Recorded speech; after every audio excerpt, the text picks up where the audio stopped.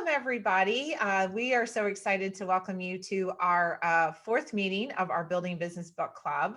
And I'm Steph McPhee. I'm your community guide, and joined today by our fabulous CEO and President, Nancy G. Allen, with the amazing Althea Harris from representing the SBA in South Florida, and Joanna Sanchez, who is our regional director over in the Tampa Bay area. And we are going to engage in an exciting conversation. And I know Nancy has gotten me all wound up about this book. And Nancy, do you want to show the book? So it's The Company of One, because it's on my phone. That's where I did the Audible version.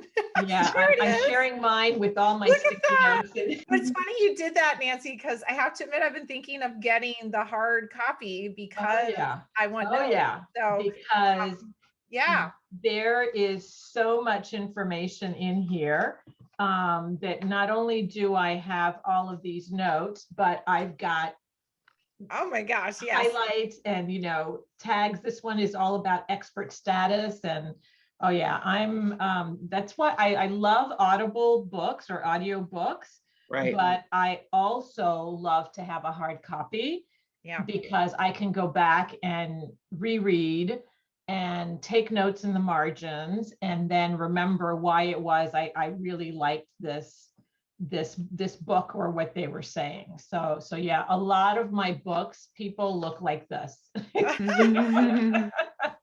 On my shelves, a lot of my books look like this. Oh, so I have to admit, this one is, obviously the one I go to, it sits on my desk, but I have to admit the Company of One is going to be on my desk as soon as I get it. It's had that much of an impact. So Nancy, if you want to, kind of kick off our conversation, because this I've been telling everybody just since you told me about it and since I had the chance to listen to it. This is a game changer book. I really feel like this just can change your whole mentality on how you think about your business. Yes, and I think it's especially relevant for women-owned businesses, right? Because we establish businesses at different phases of our lives. And as we're looking at what growth and success means, that changes over time, right? And this book invites us to say, I can start this out as one person and be very successful. And it also reminds us and reinforces that even as you grow, you keep that mentality of Company of One, why you started, what you're doing, how you built all of those relationships. That is going to take you very, very far. And I've got a couple of things that I, particularly liked, and I'll share those with you. One, the concept of keep it simple. Is it stupid or whatever that is? The KISS method. Yes. And so. Oh, hey, wait. Keep it simple, sister. Oh, I love it. Yeah. Now we don't have to downgrade ourselves. No. Yeah. That's it from now on. That's from now on. Althea. Yay, Althea. Thank you. Yes. Thank you. This is in the section called Launching and Iterating in Tiny Steps.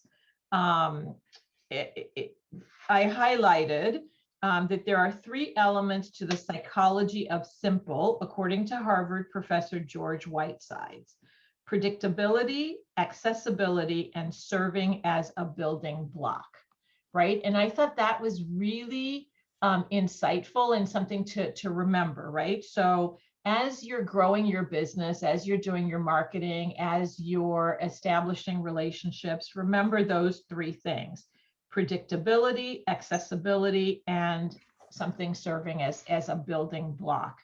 I also loved this part, which is in the section called Don't Forget the People Who Buy From You. And I think, what section of the book? This is in chapter 12. You know how I always say people do business with people they know, they like, and they trust? Well, right. There's a whole section here where he quotes a researcher at MIT called Jim Daugherty, and he says that ensuring that customers like your business is really key, right? So, and he has added a fourth besides knowing, liking, and trusting, and that's building a relationship with them. Being consistent about building a relationship with them. And throughout this book, there's so many different ideas on how you can build those relationships, right? And then another thing that I loved here is his whole section on getting expert status, being known as an expert in your field, and how easy that is to do.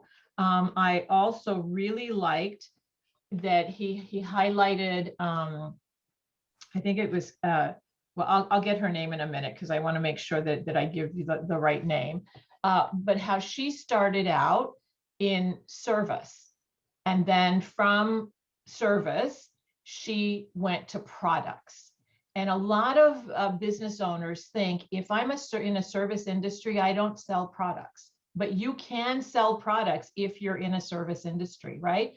So let's say that you're a trainer, so that falls into the service industry category. A product could be an online course based on your training. A product could be a book that you sell. A product could be a mastermind group, right? So there are many, many ways to think beyond just the obvious. And claiming expert status is a lot easier than we think, right? He gives examples of how you can approach local community groups and offer yourself up as a speaker and talk about your, what you're passionate about, what your purpose is, what you're doing. And local groups are always looking for interesting speakers. As you do that, you build a repertoire, because you can have somebody at the back of the room filming it from their camera, even if you don't want to hire a film crew. And there you are as a way of claiming expert status as a speaker on XYZ topic. So those are kind of like my 3 takeaways. And I have many more, as you can see. Well, can I go next? Yes. Yeah. Okay. Love this book. Can I just tell you that when it came, I just was excited about the art. Yeah. Because so often in life, I feel like I'm this guy, but I'm facing all these guys, right? I'm facing and they're coming at me. Yeah. And just this picture helped to reorient. And I was like, wait a minute. I'm like, wait, this is a new mental picture that I can take of what this book is about, right? And I like, when I'm feeling good about myself, I know I'm a leader, right?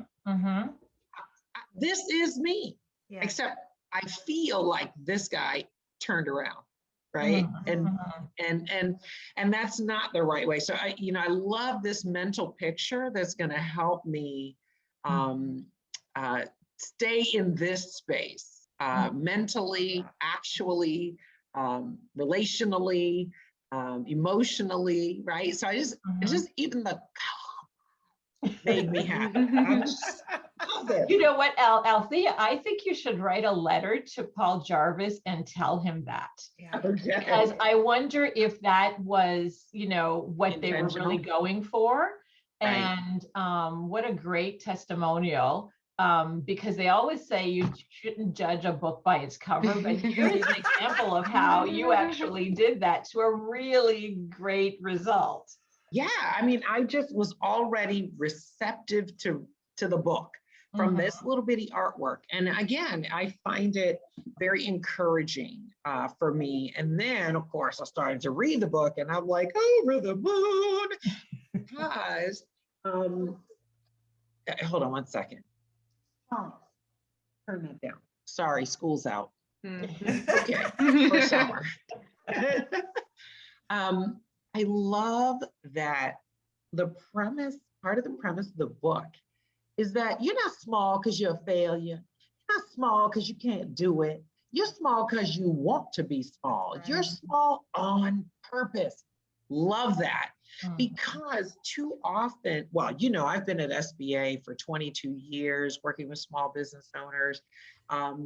I've been in government service now 28 years, all centered around businesses and their growth and their products and services, and how to help them grow. We go through these ebbs and flows of, you know, what we're prioritizing. And of course, we're talking about now a lot about scaling companies. And I love that look at this guy again, leading way out here to say, no, you don't have to do that. You don't have to be like them. In fact, why don't you have the courage to come on out here and be who you are on purpose? Love books about purpose. Love books that encourage you to explore explore your why. And so then when I bumped up into him saying early on that you have how you think about work is important to how work gets done. It's your why. And I was like, yeah, we did that. We talked about start with your why. And going on to talk about how you've got to have a vision for your business. And that links so directly with purpose. I even love that the book started with him talking about how he traded in the condo with all the noise and the trappings and the people and went to live on this remote island where now he's able to do what he likes to do, which is so healthy for him and his relationship with his wife, rather than chasing around. Listen, the man doesn't even have no Netflix to distract.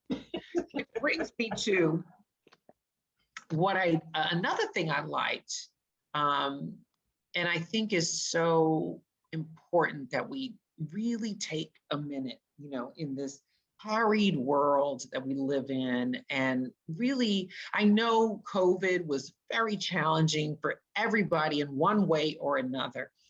And yet COVID also offered an opportunity to do what he said, be alone with your thoughts. And most people don't want to do that. Right now, my oldest son is working on his college essay, right? You know, college application essays.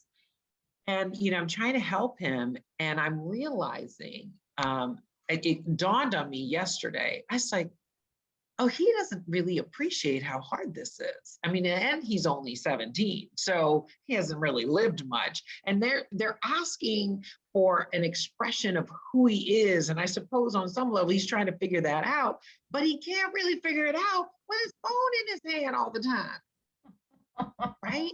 Because you got to be alone with your thoughts. Why have you started this business? What's important to you in life?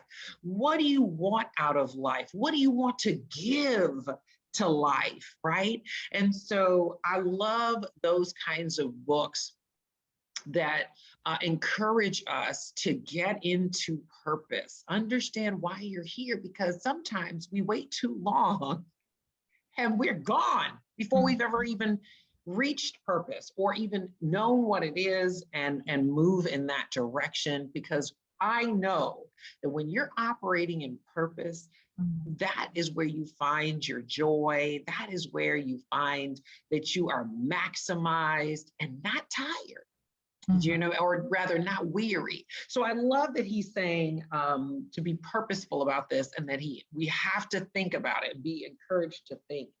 And, you know, here's a practical thing I liked, was that in order to really, and this is a principle that's true for no matter how large your business is or whatever, but to invest in systems, right? Now, my chronic challenge at the SBA is I talk to people who want loans. Right? They want a loan that SBA guarantees. They want a loan, a direct disaster loan, but their systems, they have no system in place. They have literally no financial infrastructure in place that allows them to enter into this opportunity for funding. And it's such a tragedy and it's so sad to me. But the truth is, they haven't taken the time to invest in the system that turns out results. Do I know that it's it's hard? Yes. Yes, I know. Is it maybe unattractive? Of course. I wouldn't want to do it either. But if I want the outcome from the input, I've got to put in the put, right? I got to make the input. And so I love that he says, you got to invest in systems that work for you. Wait a minute, why are you sleeping? Let me tell you something, the people are so upset. PPP loans went to folks with infrastructure first. And they're the ones who were able to get it fastest because they had systems in place. They clicked a button and they sent the information that the banker wanted. The banker clicked a button and they sent information for what we wanted. We clicked a button and,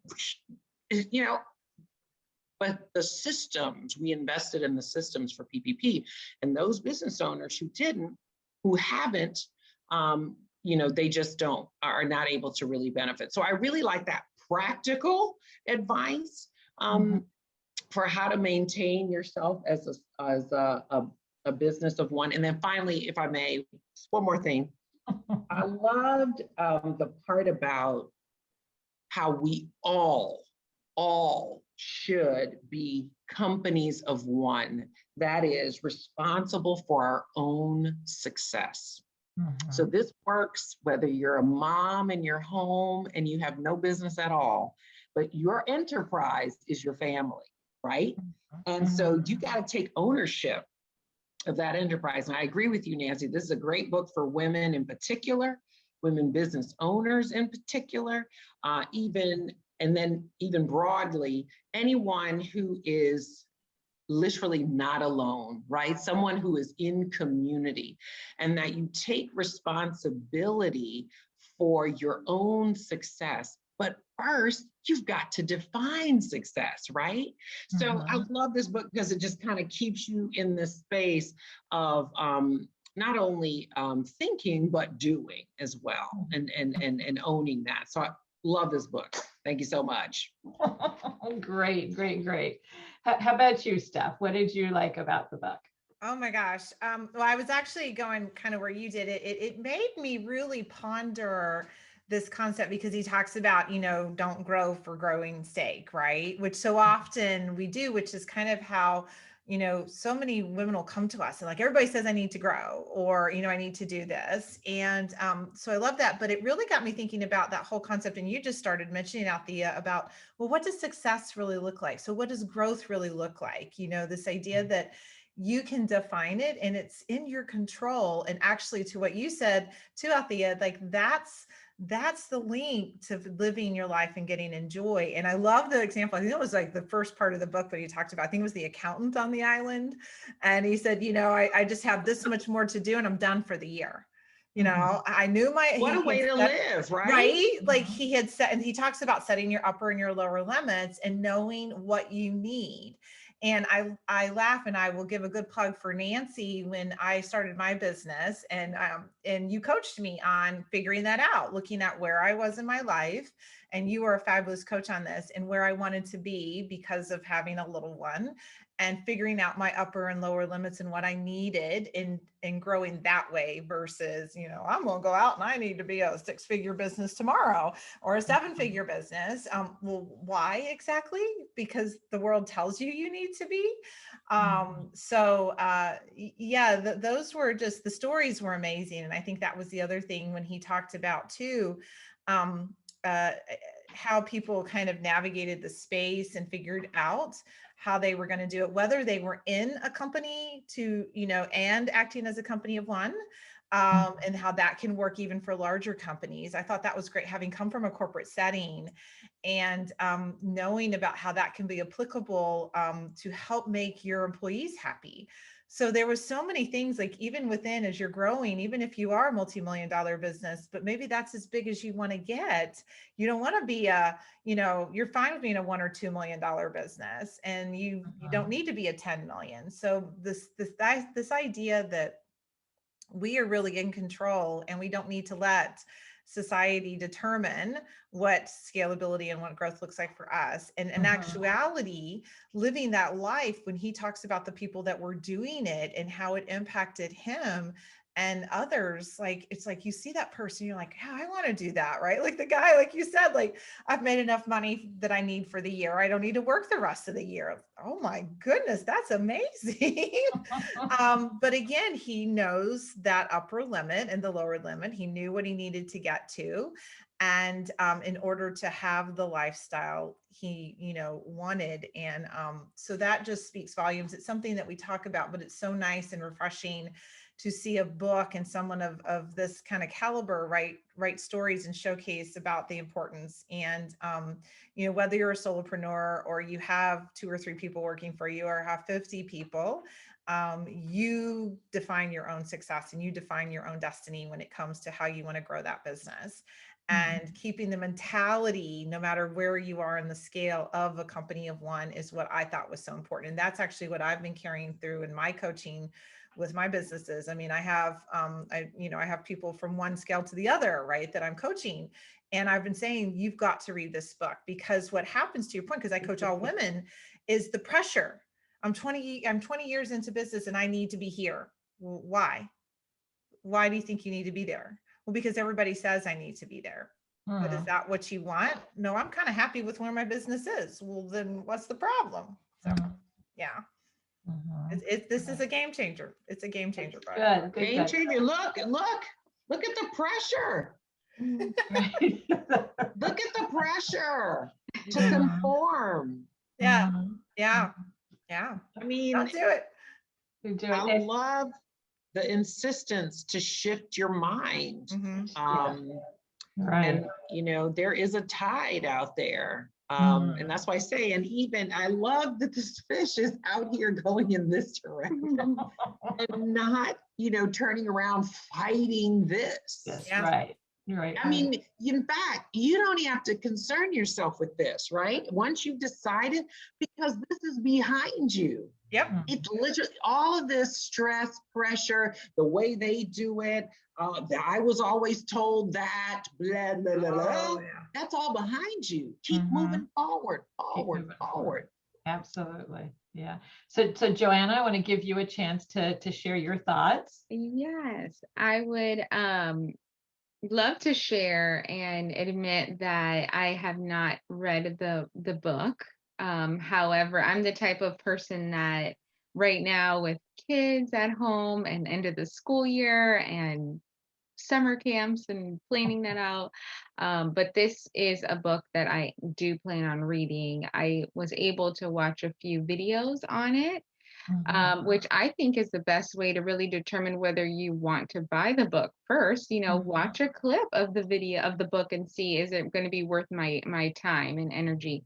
So after watching the video on the book, yes, the mindset of owning a business and you being the owner, I think it's a success in itself. But then when you're thinking like, well, how do I know I'm successful? You think, oh, I have to have a brick and mortar. I have to have 20 plus employees. I have to make X amount of money. When in reality, what is truly successful to one person and to another, it's all different. And so it got me thinking about like what it means to me and what my goals are. And I would hope that for any business owner, it kind of sets you back and makes you kind of think like, okay, what do I really want? And what is success? What does it mean to me? So I definitely was able to even think about that just in that video. So I'm excited to read more about that. And then it mentioned how one should work on the quality of what they're product is instead of thinking about growing. And I thought that was big too.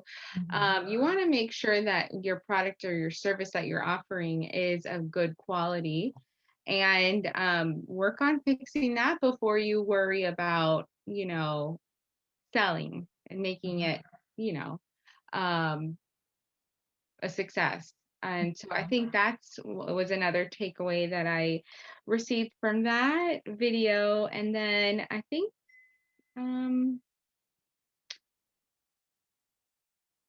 I think and what everyone's been talking about the systems and the claiming expert status, that was big too. And yeah, so I really, really like the selection of books that you all have chosen, starting from the why, the vision, this, book. And then I peeked at the next one was about mindset. And I am really excited to read that because I've been thinking about mindset a lot and how your mindset can be portrayed through other people. And so you want to make sure that you are in the right state of mind before, you're in front of everybody else. So yeah, I'm excited. Great. Well, thanks for sharing that insight and for reminding us to remind everyone that you don't actually have to read the book to participate in our book club meetings, right? We always choose a book that's somehow on Audible or in audio form, and where the author has been interviewed or done a TED Talk or something. So, the key is to whet your appetite. Just as Joanna said, that's really, really important. One of the things I also particularly like about this book is at the end of every chapter, he has something called Begin to Think About. And there are 3 or 4 bullets that kind of summarize what the chapter is about and give you a kind of a checklist, right? So I'm really big on checklists. I love to make sure that I really get the point of what was being said and how can I apply it, right? And so that's, I think, really, really helpful. And there's a section on, I'm trying to find a section on the true cost of opportunities. And here he says that something about opportunities being something dressed up, obligations dressed in a pretty mask or something like that. And how, sometimes we through our relationships, through our connections, through our own ideas, right? Our own creativity, we see all this opportunity, right? Oh, we could do this, or oh, we could do that, or what if I do this, or what if I do that? And so his suggestion is that you will go a lot further and be a lot more successful if you have a singular focus. And if the reminder in this checklist under Begin to Think About, it says think about how you can align your day and schedule to be focused on single tasking. And he pointed out how on a particular day, he takes no phone calls and answers no emails because he is focused on writing and developing. And Althea, to your point earlier about not only your son, but all of us having our nose in our phone, right? And just paying attention and all these notifications. Oh, I've got a WhatsApp notification. I've got a Facebook notification. I've got an email notification. That I don't have any notifications on my phone because that just drives me. It just drives me nuts. That's huge. And so I think, a way of being organized and a way of being structured. And this also is going back to, having systems in place, is to dedicate a day, a couple of hours, an hour, whatever it is you can, but put it in your schedule so that you know that from this time to that time, this is what I'm working on. And I'm only working on this. Because every time we get distracted, research science shows every time you get distracted, it can take up to 25 minutes to get back into focus. So why do you want to waste all that time, right, with these distractions? I always tell our team, we do really important work, but we're not doing brain surgery, and we're not, handling emergencies in a hospital.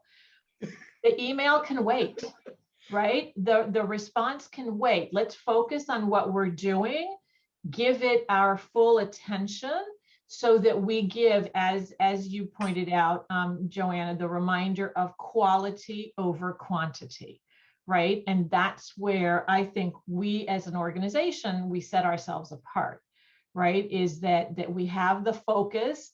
We work with women in business. We're passionate about that. The whole team is passionate about that. And everything we do is around how can we promote economic and financial freedom for women by giving them access. And business ownership is a great way to promote that. For sure. And even, listen, we know that a vast majority of businesses are part-time businesses. It's especially for women, it's not always necessary to have a grind existence. I mean, you're like you said, Steph. I mean, my eyeballs came out of my sockets when they told that surfing story, and because it is so stunning. Even in the telling of the story, the author lets us know that the man said it, caught a wave, and the author was still sitting there pondering the notion that the accountant had earned enough by August to take the rest of the year off to go, I don't know, mountain climbing, something. And so to me, I feel like he has, in some ways, he has a part-time business. And I love that you talked about, you must have been listening in over here. I was having a conversation with my oldest daughter who's in college. And I said, people have bought into this. It's actually a myth. You cannot multitask. Yes, your body, I can walk and chew gum at the same time. Almost two involuntary activities, right? I don't have to think too hard about walking. I don't have to think at all about chewing, sadly. Yes, I can blink and talk, and the brain can do that. But people who think they're actually multitasking are not. The brain does shut off doing one thing to do the other, and it's a big energy loss and waste. And so I love what you were saying there, Nancy, about investing in finishing, in focusing on what you're doing. And I love the definition that my church has for children, about determination. And it is deciding it is worth it to finish what you started. Determination.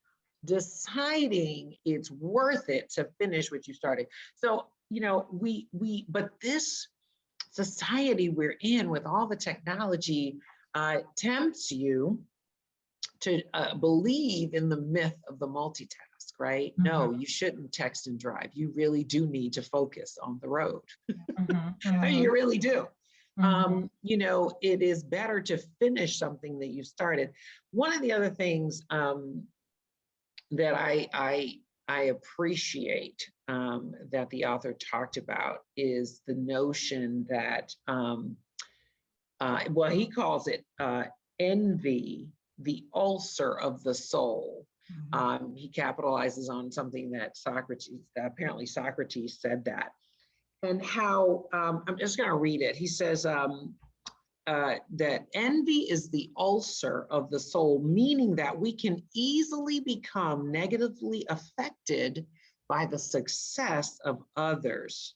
Who we are and what we actually want become overshadowed when we internally compare ourselves to others. Now, may I just for a moment go back to the couple? This is you. Why are you comparing yourself to all these people that look the same? You're pretty. You're red. You have color.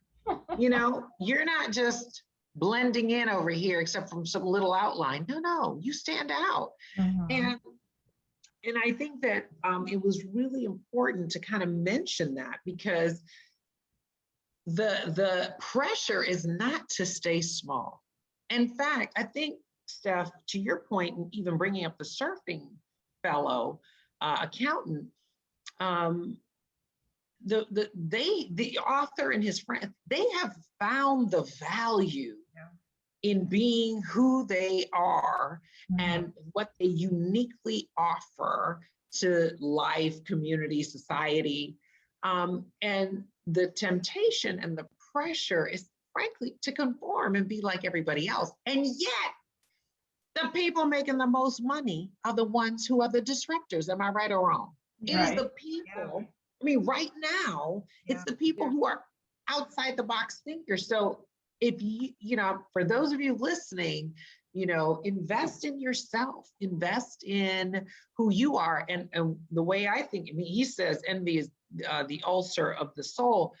I say comparison kills. Oh, yeah. It literally kills. It kills your drive. It kills your ambition. It kills your success, your sense of success, your sense of self, your self-worth, esteem. It kills your thinking, your creativity, your willingness to grasp an opportunity. Comparison kills. What's right for Jane is right for Jane, but it's not right for Althea. Yeah. So I'm not going to compare myself to Jane. Power to you, sis. Jane, carry on up that corporate ladder. Me, I'm going to be over here doing this that makes me happy, adds value to my life. And I know when I have finished in this life that I will have added value. I will have participated in something important on the earth that I can leave behind, a legacy I can leave behind of satisfaction. You know, yes. Right? Right. Yeah. And you know, what you're saying out there reminds me of something I posted on my Instagram recently, something I found on Facebook. And again, it's this idea of comparing yourself. So it's in a cartoon type design, but it has a person in front of a stage throwing plates, you know, the people who juggle plates. Yeah. And behind the person, you see a bunch of steps and a bunch of broken plates. So we're just facing us, the audience.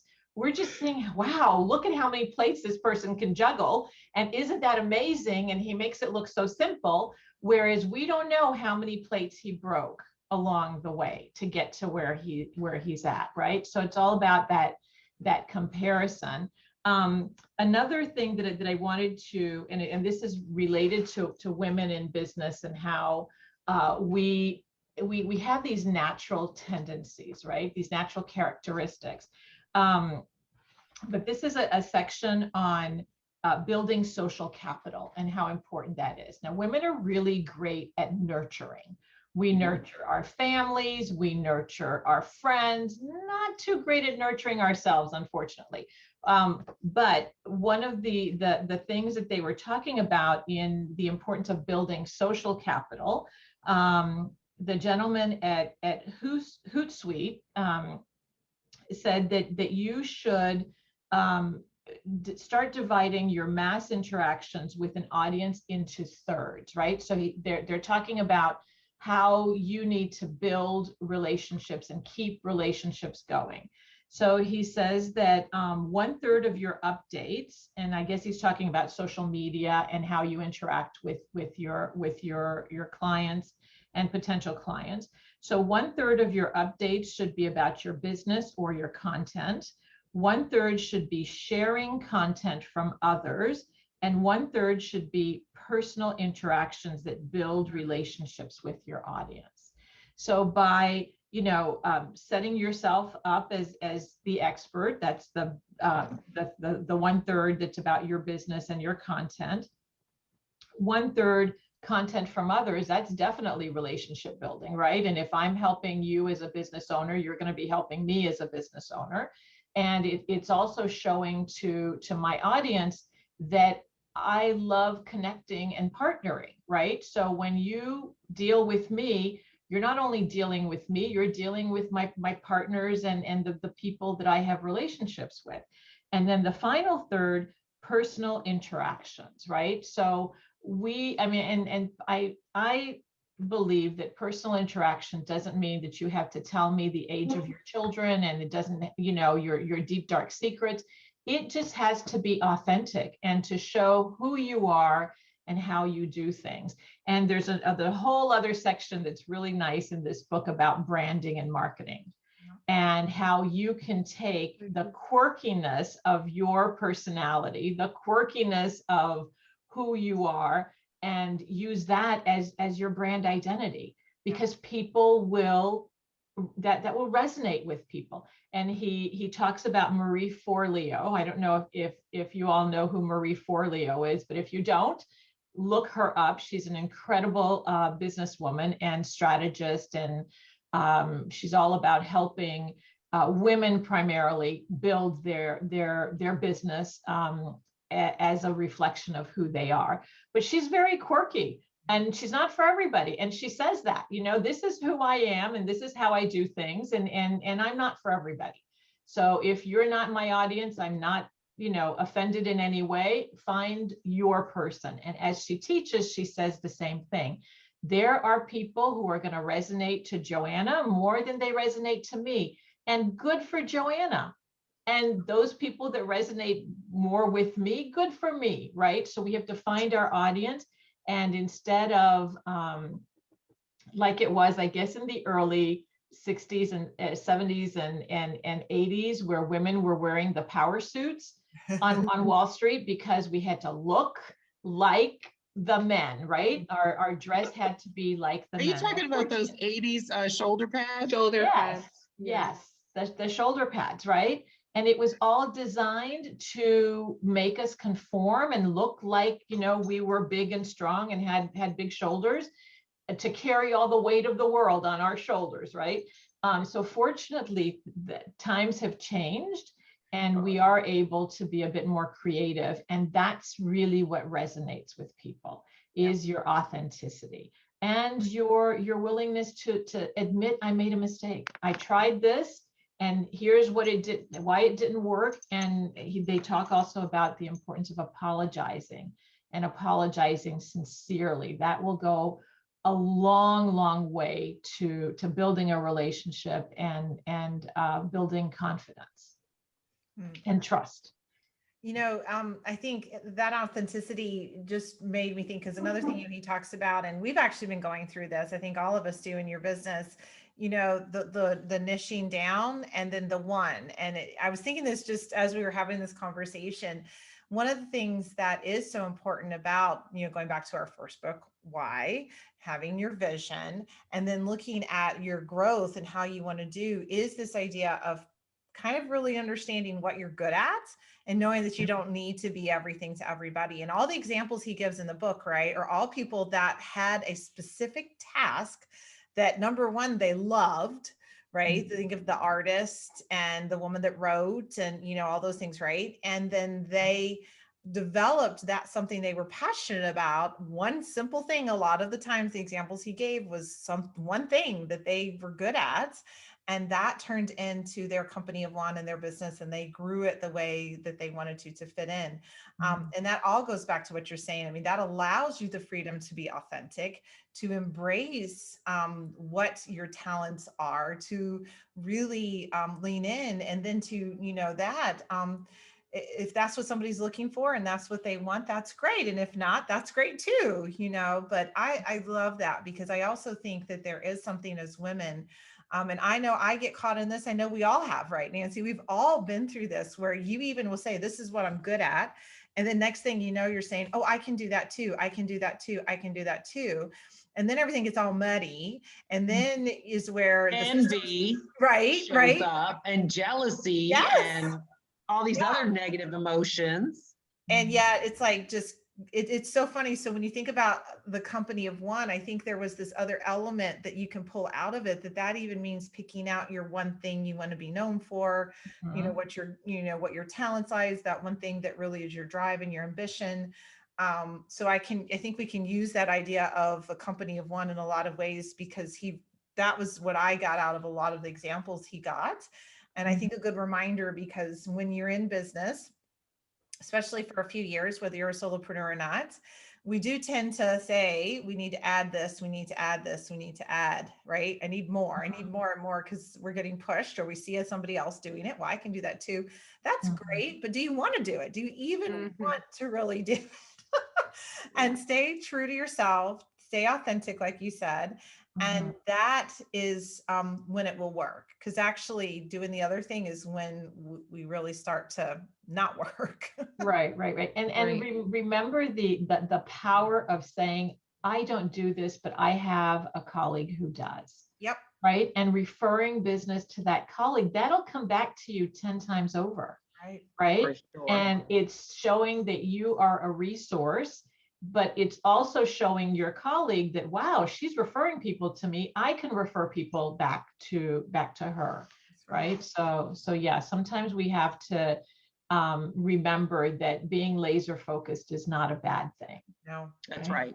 No. And one of the things I meant to mention earlier, but you reminded me, Steph, when you said the word more, he says that, we used to say it, less is more, right?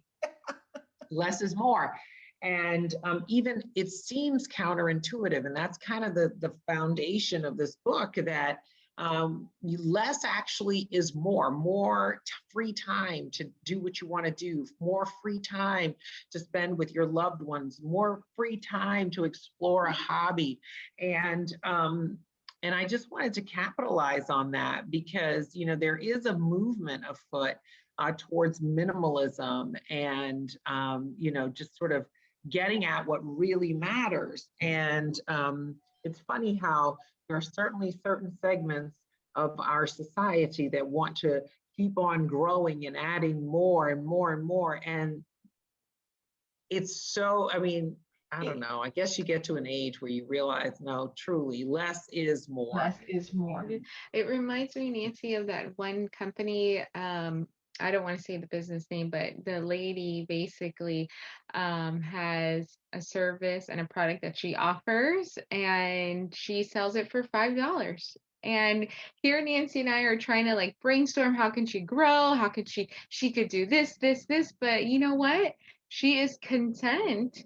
Maybe she's happy. She has her own hours. She does her own thing. And so this is a good reminder, that some people have maybe found the company of one and are living it. And so that's very nice. Yeah. And are very happy in that space, right? Exactly. Very happy. Yeah. Very happy. So what is the one thing you ladies are going to do now that you have read or know a little something about this book? What's the one thing you're going to do as we come to the close? Yes. So I think the one thing I'm going to do is read the book a third time, because I read it, right after I heard the speaker on a podcast. Then I reread it to prepare for today's conversation. And, I'm in a different place now than I was 3 months ago. And there are things that I had highlighted that first time around and things that I didn't highlight the first time around that I highlighted the second time around. So I'm thinking the third time around, maybe the entire book will be highlighted. But I think it's worth, just setting some time. Maybe I'll read a chapter a day and then do the exercises, the things to think about at the end of each chapter. And maybe I'll do it a chapter a week, so I have some time to do the things I'm going to think about. But yeah, I think I'm going to reread this book. That'll be the one thing I do again. Oh, I love that. What about you, Steph? Yeah, I'm taking what I just said about, I'm a business owner as well as what we get to do. And we're working on this, this is is really zeroing in, getting that laser focus in my business. Because hitting that 3-year mark, and which is such a successful moment anyway to still be in business, right? So you got to pause and cheer. Right. But even I fall into the trap, right? Like you say, I'm going to do this and this is what I'm known for. And then I caught myself with a client the other day going, oh, I can do that. Oh, I can do that. And now I'm going to go back and do what we just talked about. So I'm going to stick to what I know I love, what I'm good at, and then recommend, oh, I have this friend, and you know what? And you know, I'm not as good at that. She's amazing. This is her talent, her gift. And I'm going to stick here to what I know, because to me, there's so many ahas, but that's the one thing I need to go back and revisit and do a litmus test when it comes to my growth and what I want in my business as a company of one. Awesome. What about you, Joanna? Yeah, so besides reading the book and doing the activities that go along with it, I am gonna hone in on I um, what what my definition of success is, and write that down and really think about that. And then, you know, whenever I feel like I'm off track or I'm doing something maybe that's not, or I'm lost, you know, I can go back and look at what my definition of success really is right now, at the moment that I'm in right now, because it can change.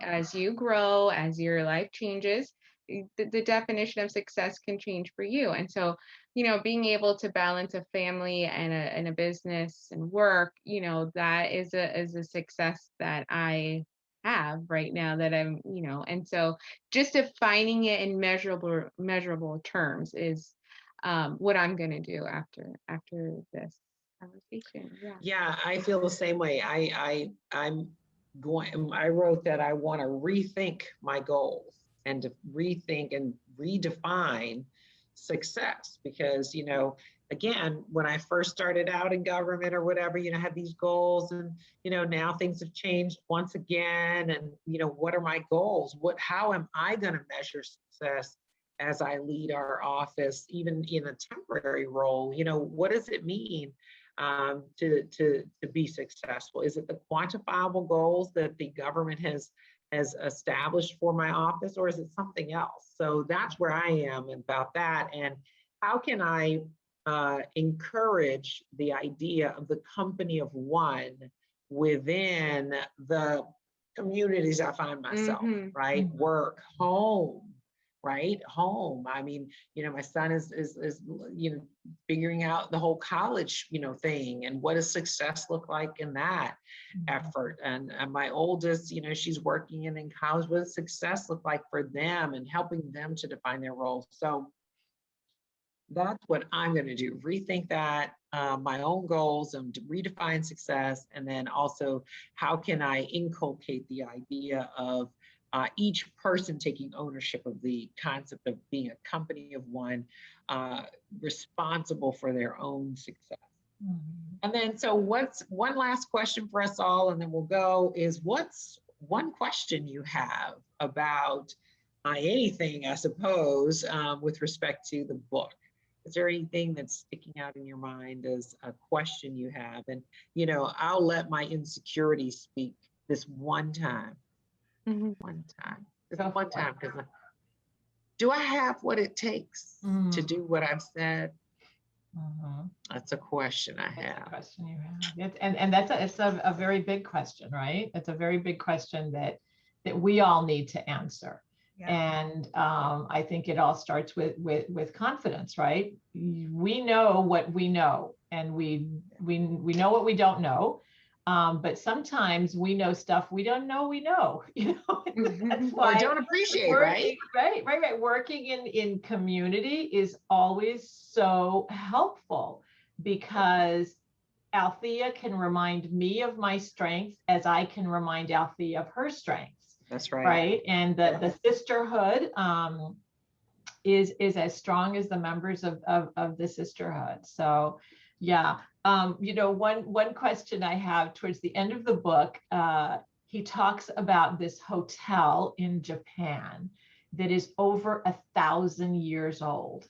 Can you imagine that this same family has held on to this hotel through war, through famine, through all these things?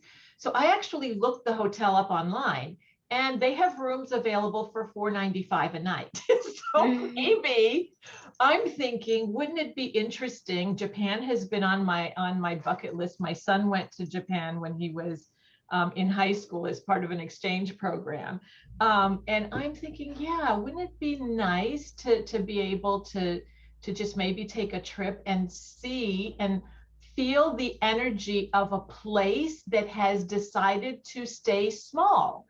Because over the past 1,000 years, they've improved and updated everything at the hotel, but they haven't merged to be a big chain hotel. That's not in their DNA, you know. And so, yeah, that's one question I have is how would it be to be there? Well, that'd be amazing. And isn't that awesome? That, I mean, $500 a night, that's good money. Yeah, especially For for hotel. heritage you're getting. Yeah. Value there.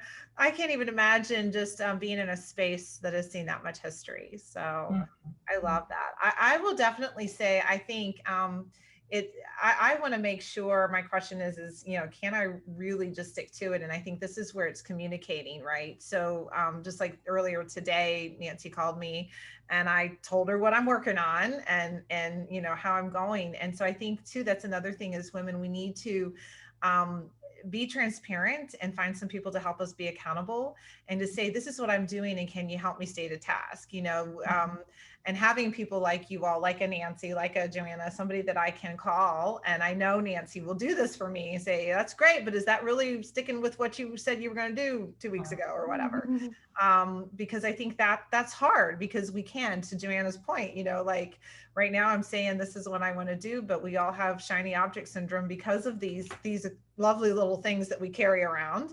Oh, I think I want to do that. So that's my question is, can I stick to it? And how can I make sure I do, by giving some accountability to people in my life that will help me stick to this one thing that I want to do in my company of one.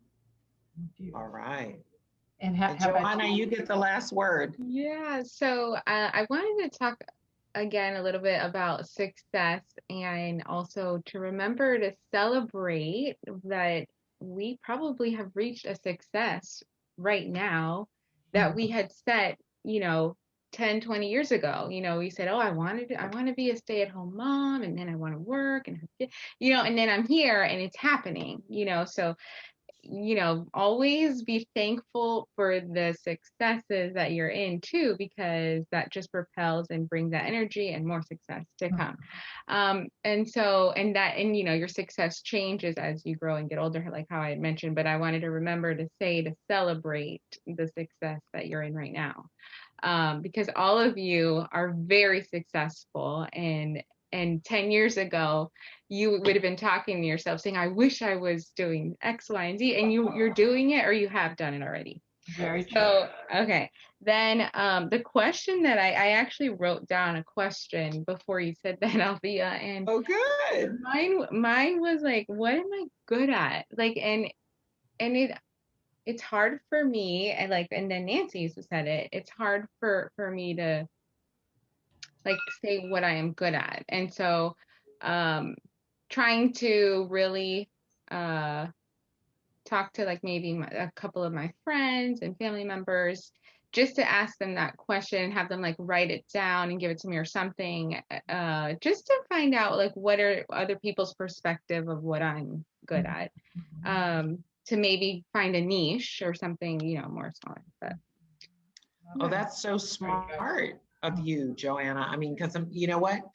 I heard it said, but I forget who said it. But you know, we're kind of like this jar. We're inside jars, and we can't read the labels because we're on the inside. So we need someone on the outside of us to help us read the jar. You know, the label, awesome writer. You know, amazing thinker. I don't know, whatever the jar label says, you know, of who you are. So yeah, that's a great thing to do. So Steph, tell us what our next book is and when we're meeting. Or I can do it if you want to. No, so we our next book is Mindset, the New Psychology of Success. And we'll make sure that the link is in the description here on YouTube and everything that we share this video on. We're going to be meeting on July 16th, so the heat of the summer. So come cool down with us. And hang out. But yeah, like you said, like it's just been a natural progression of our books. I feel like, starting with the why, getting into the vision, talking about your confidence, now looking at your business, and then going back and taking a moment with all of that to get your mindset clear. So I think we're just on such a beautiful path. So we will make sure you got the link to get registered. And, we look forward to seeing you guys. And thank you all so much for a wonderful conversation. Again, this book that we did today was The Company of One by Paul Jarvis. And so we encourage you guys to give us some feedback. Let us know what you thought of the book. Drop some comments. And look at that. Yeah, I have to admit, I'll say one thing real quickly. I'm printing it. I'm going to frame it and put it on the wall now after all of that conversation. Right? Remind myself that it is good to be the red fish. It That's is, like right. Joanna said, we're going to celebrate that we are all red fish. Yeah, absolutely. So thank you so much, everybody, for joining us. Again, if you have any questions, let us know. We are the WBDC of Florida. We certify, we champion, and we connect women in business. And we look forward to seeing you at our next Building Business Book Club. Bye, guys. Bye. Bye, everyone.